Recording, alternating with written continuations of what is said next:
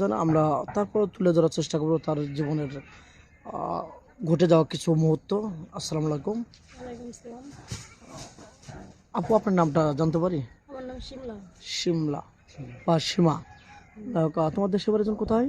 সিরাজগঞ্জ। সিরাজগঞ্জ। এটা যমুনা সেতুর পরেই না? হ্যাঁ। ও সিরাজগঞ্জ, এখানে কি তোমার জন্ম না?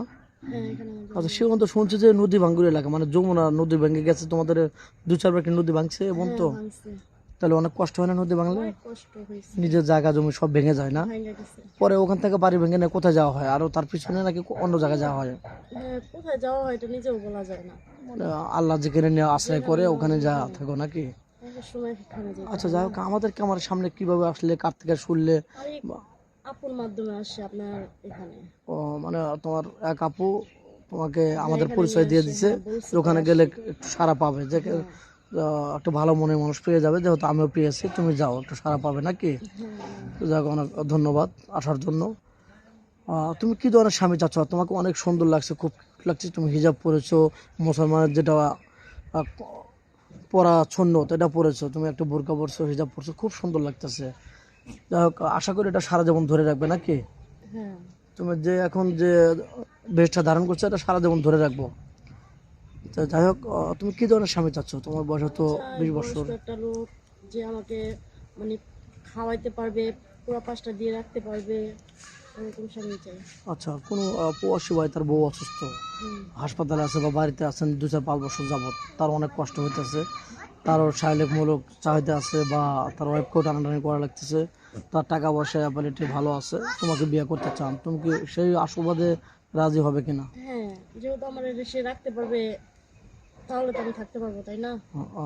তাহলে তুমি রাজি আছো না? হ্যাঁ, আমি রাজি আছি, ওয়াইফ সমস্যা তাহলে তো নেই। কোনো প্রবলেম না, নেই। সমস্যা নেই। সত্যিনাবাদ করে খেতে পারবে না? 2 দিন পরেও ঝগড়া করবে? না, ঝগড়া করবো কেন? যদি যদি আমরা ভাই বোন বোনের মতন মিল্লা দুইজনে একসাথে সংসার করতে পারি, তাহলে ভালো না নিজের কাছে? হ্যাঁ, অবশ্যই, তাহলে সবার কাছে ভালো, ভালো, দশজনও ভালো হ্যাঁ, বলবে, সবাই তো ভালো নিজের বলবে। কাছেও ভালো। হুম। যাক, তো প্রবাসী এক ভাইয়ের সাথে তোমার বিয়ে হলো, 3 বছর পরে সে আসবে, তোমাকে বাড়িতে রেখে গেলেন, তুমি কি কোনো কারোর সাথে পরকীয়ায় লিপ্ত হবে কিনা, খারাপ কাজে লিপ্ত হবে কিনা? না, এটা এক মানে প্রশ্নই আসে না।